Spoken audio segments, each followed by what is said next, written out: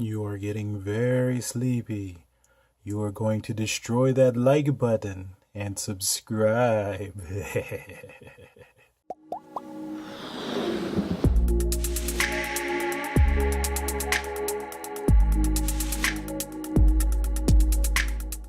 What's up, YouTube? This is Damon, aka the world's worst magician, and today I'll be bringing you a look at the Fidget phone holder by Sansminds Magic. Now, if you're not familiar with this one, I'll leave a link in the description to where you can check it out.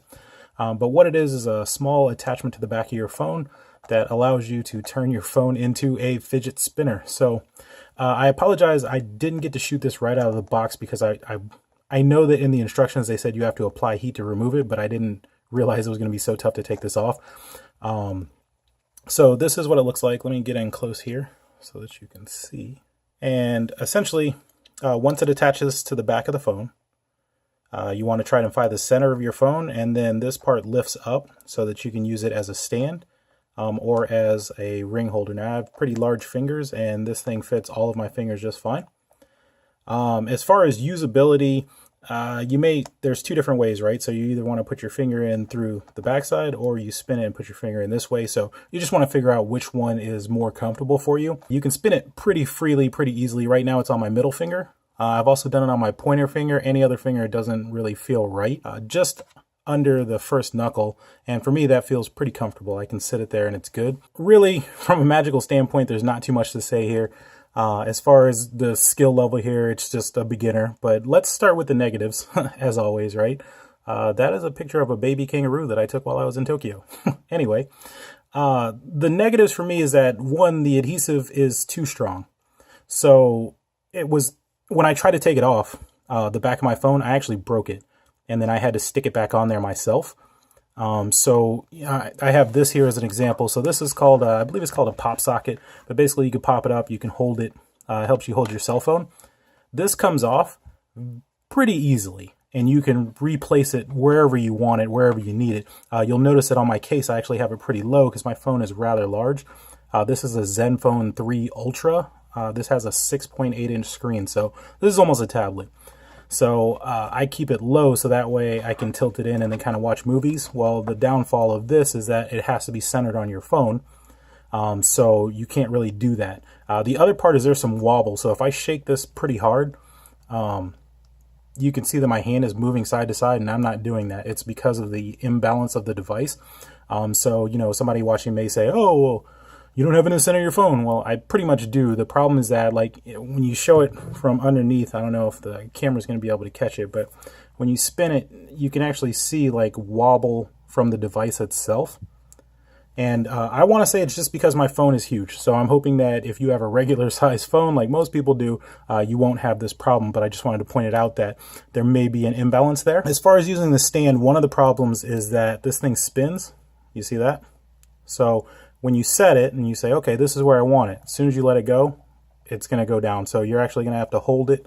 And that's not a huge negative. I just wanted to point that out to you, that this thing spins fairly easily. And I just wanted to give a quick demo of using this as a stand. So like I said, you would take it and just pull it out to whatever height you would like, hold it in place, and then put it behind your phone. And you can use the stand either way.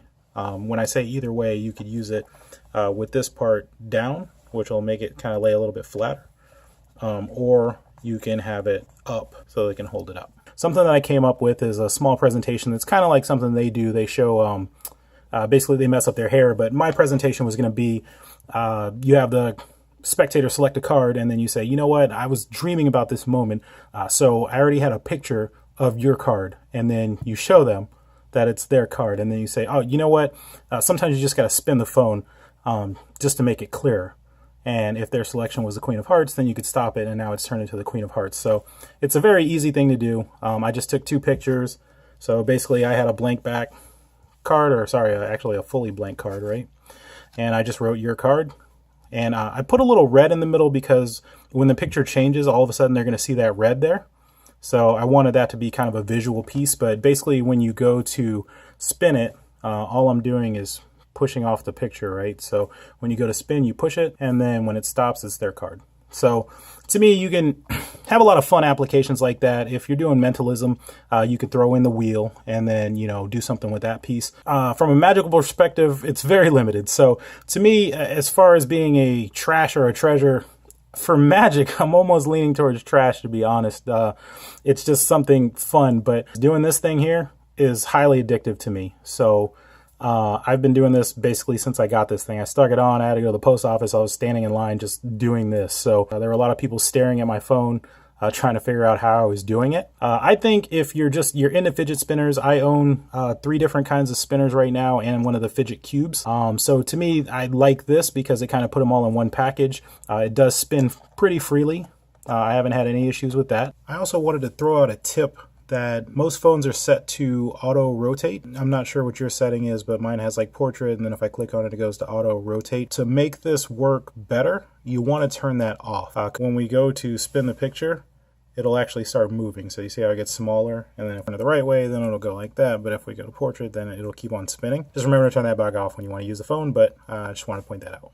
So I think if you like fidget spinners, you just want something cool for your phone, I think it's like $17 right now, which isn't terrible. And one thing that I did work with Sansminds to do was they gave me a discount code for my subscribers. So if you put in the worst 10, all one word, and I'll put it up on the screen here, it'll get you 10% off the cost of the device, or actually anything on their website. So I highly recommend you use that code to save yourself some money. Leave some comments down below and let me know what your applications for this would be, and if you have any questions about the way that it works or anything like that. But yeah, I think that's everything you need to know about the fidget phone holder from Sansminds. All right, see ya.